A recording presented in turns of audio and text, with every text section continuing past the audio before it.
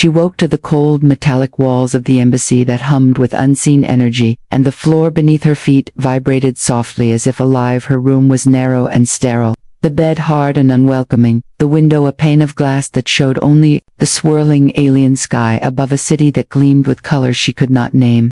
She shivered as she rose, her bare feet touching the floor, sending tiny shocks of cold up her legs. Every morning felt the same, yet somehow heavier than the last. The echo of her own footsteps followed her down the corridor, the lights pulsing faintly like a heartbeat. She moved quickly, keeping her eyes down, avoiding the portraits of alien dignitaries, with eyes too large and too knowing, staring from the walls, as if they could see into the smallest secret she carried inside her chest. She could hear the faint whispering of voices from behind doors closed too tightly, some laughter like wind over metal, some scolding like the scrape of claws. She tried to ignore it, but it seeped into her bones, a reminder that she did not belong, that she had no place here, that her body and mind were merely curiosities in a world that ran on rules she could not understand. Breakfast was a bland paste served on a tray of shining metal. She ate slowly, chewing with care, pretending to enjoy it as a test of obedience as the servers watched her carefully, measuring every bite, every swallow. She longed for the smell of bread from her old home, the warmth of sun on her skin, the laughter of humans who spoke her language, who did not look at her with suspicion or curiosity. She could feel the weight of the alien eyes on her, even in the emptiest hallways, and the silence screamed at her to obey, to endure, to hide the part of herself she could not yet reveal. She walked to her lessons, where holograms danced in the air and alien instructors gestured sharply, demanding perfection in every movement, every sound. She tried to match them, her hands trembling, her voice unsteady, feeling as though the wrong sound or the wrong gesture would make the walls close in and the floor swallow her whole. She endured each moment, each glance, each whisper, her heart hammering against her ribs, wishing desperately for something to break the monotony, for something to remind her that she was still alive, and that perhaps one day the heavy weight on her shoulders would lift and the sky would no longer feel so distant. Her lessons began with the soundless hum of the holograms flickering in the air, shapes shifting and twisting like living shadows. She tried to follow the patterns, tracing them with her fingers in the air, but they moved too quickly, too deliberately, as if mocking her every mistake. The instructors hovered close, their eyes wide and glimmering, their fingers slicing through the air in gestures she could not name. Each movement carried a meaning she struggled to grasp. She repeated the sounds they demanded, her voice trembling with every syllable, each tone bending strangely on her tongue, foreign and sharp. Against her teeth she felt sweat trickle down the back of her neck and burn her skin in invisible trails. The other students watched her, sometimes with curiosity, sometimes with disdain. She could feel their alien gazes boring into her thinking.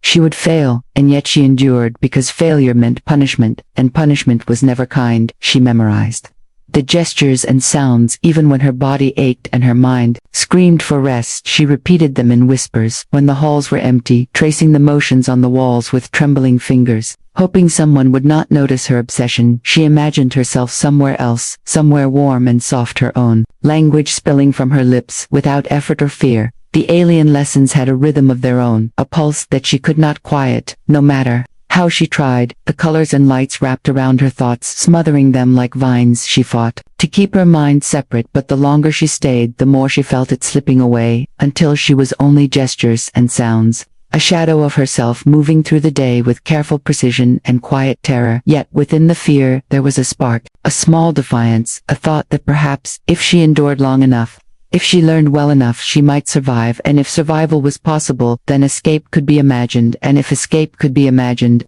then the spark could grow until one day it would burn bright enough to free her. The eyes followed her everywhere. Even when she thought the halls were empty, she could feel them pressing against her skin like invisible fingers. She moved quickly past doors that whispered secrets she could not understand. Shadows seemed to stretch toward her and curl around her ankles.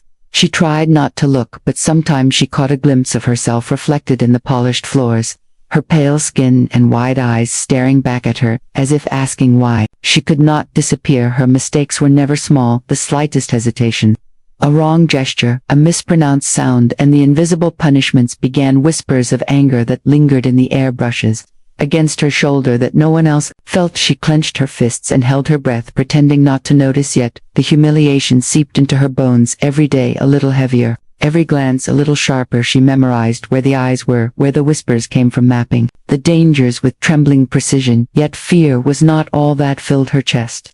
Curiosity grew alongside it, the strange rituals of the aliens. The way they moved their bodies, the patterns in their speech, the soft glow in their palms as they gestured. She watched and learned, even when it hurt, even when it made her head spin. She endured because she had no choice, and because deep inside a tiny ember of defiance refused to die. Sometimes she whispered to herself in her human tongue, hoping that words would carry some strength into her bones, hoping they would remind her that she was not entirely theirs, that some part of her could still belong to herself.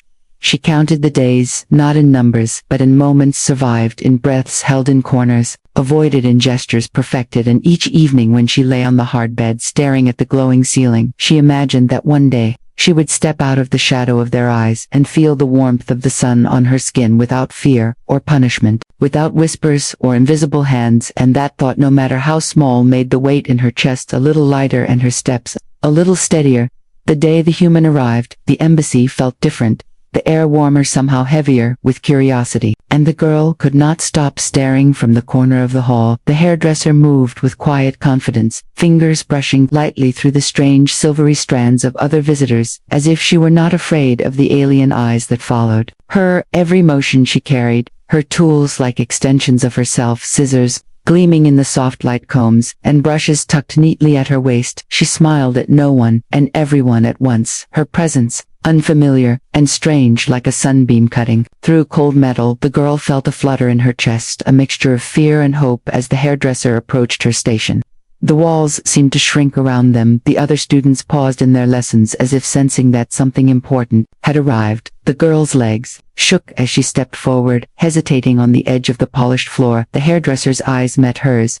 A spark of recognition, a quiet question asked without words, and the girl knew that for the first time in months someone had noticed her as more than a shadow. She sat in the chair and the hairdresser draped the cloth over her shoulders, her hands gentle yet deliberate, combing through the tangled silvery strands with a touch that sent shivers down the girl's spine, each stroke uncovering more than hair, revealing her posture, the tension in her shoulders, the tremor in her hands. The way her eyes darted nervously toward every corner of the room. The hairdresser hummed softly, a sound she did not know yet it comforted her. The scissors glinted and caught the light, moving closer to the hidden spaces she had long kept secret, and in that moment, the girl realized that her endurance might finally meet something unexpected, and that perhaps the presence of the human could change everything she had thought permanent and unmovable in the alien world. The hairdresser paused, her fingers lingering in the silvery strands, her eyes narrowing ever so slightly as if she could feel something beneath the surface. The girl held her breath, heart hammering in her chest, afraid that a wrong movement would betray the secret she had carried alone for so long. The comb traced gently over the crown of her head, and a faint hum seemed to rise from the hidden place tucked close to her scalp. The hairdresser tilted her head, listening, whispering softly to herself words the girl could not understand, but felt in the air like electricity. Something alive pulsed beneath the strands, and the hairdresser's eyes widened with recognition, a spark of awe and caution mixed together. The girl's pulse raced. She felt exposed yet strangely seen. The human leaned closer, the tips of her fingers brushing against the hidden object, and the air seemed to thicken with possibility and danger at once.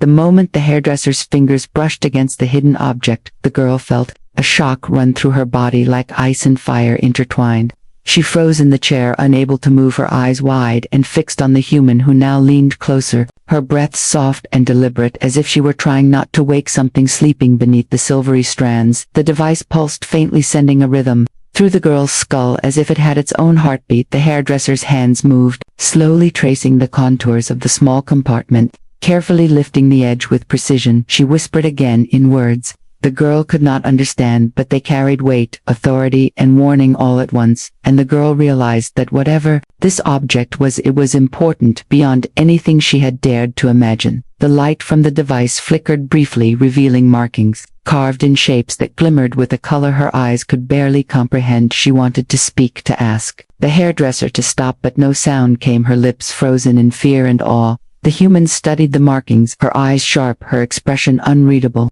A storm of thought crossing her face. She nodded slightly, and the girl felt a strange sense of relief. and terror mingling in her chest as if acknowledging the truth of what had been hidden for so long. The device vibrated faintly, and the girl could feel its presence.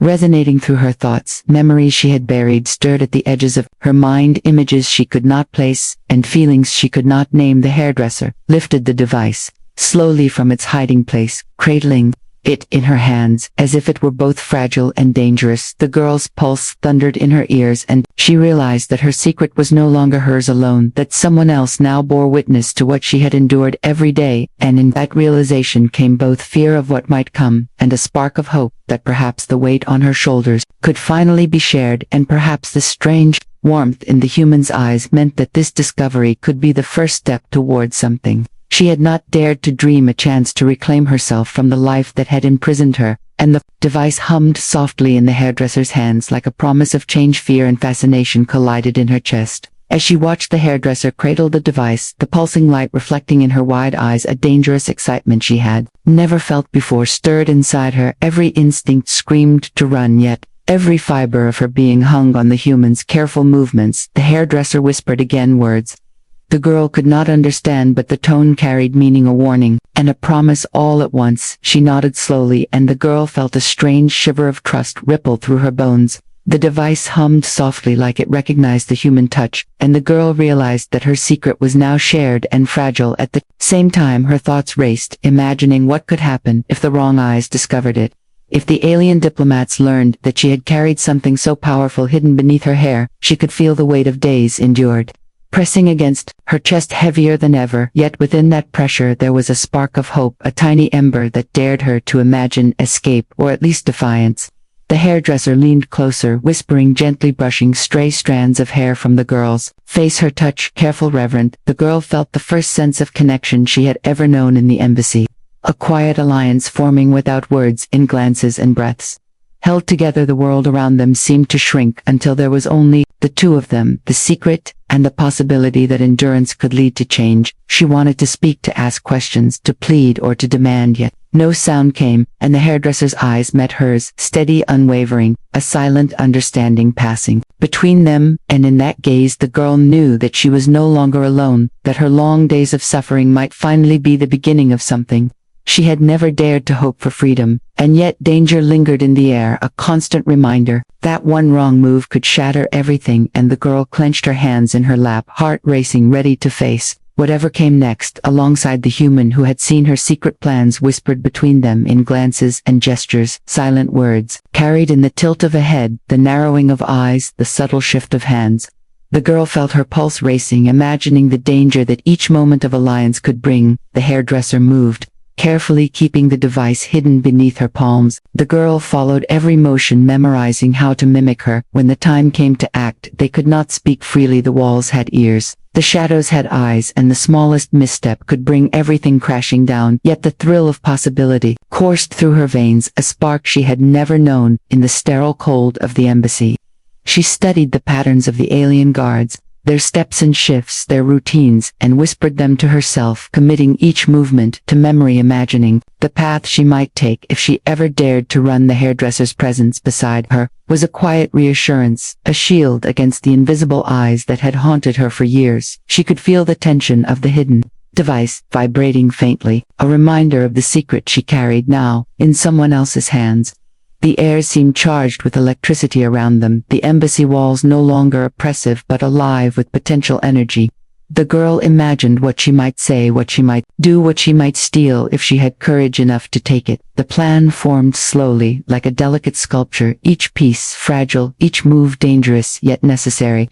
She could feel her endurance transforming into purpose, each glance at the hairdresser a silent agreement to act when the time was right. The smallest spark of hope had bloomed into a quiet fire, a dangerous fire that might burn the oppressive world around her if tended carefully. And at last she allowed herself a single thought of freedom, a single pulse of belief that endurance could lead to escape, and that the secret hidden in her hair might be the key to reclaiming her life. For the first time in years, she felt a spark she had thought buried deep beneath the endless days of fear and silence. It rose in her chest, warm and sharp, a pulse of life she had almost forgotten. She looked at the hairdresser, and saw in her eyes a quiet determination, a promise that they might turn endurance into action. The device hummed softly. Between them, its faint glow, a heartbeat echoing in the quiet of the room. She dared to imagine a future. A path out of the endless halls, the cold eyes, and the invisible punishments she pictured. Herself stepping into sunlight, feeling the wind against her skin, hearing sounds that were not whispers of caution but laughter, and voices that belonged to her, a world that could be hers.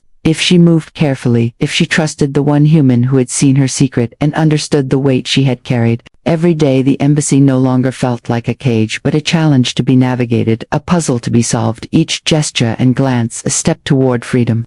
She clenched her fists in quiet resolve, knowing the path would be dangerous, that every moment of hesitation could undo all they had discovered. Yet, for the first time she felt alive, not merely surviving but preparing to act, to reclaim herself from the life that had imprisoned her for years. The human hairdresser reached for her hand briefly, a touch that said without words, "We will face this together," and the girl let herself feel hope, not fragile but steady, growing, a fire that might carry her beyond the walls, beyond the eyes that had watched her every step. And in that moment she understood that endurance had led to discovery, and discovery might finally be the key to escape, the first breath of freedom that she had longed for. And the device pulsed gently in her lap, like a quiet heartbeat waiting for what came next.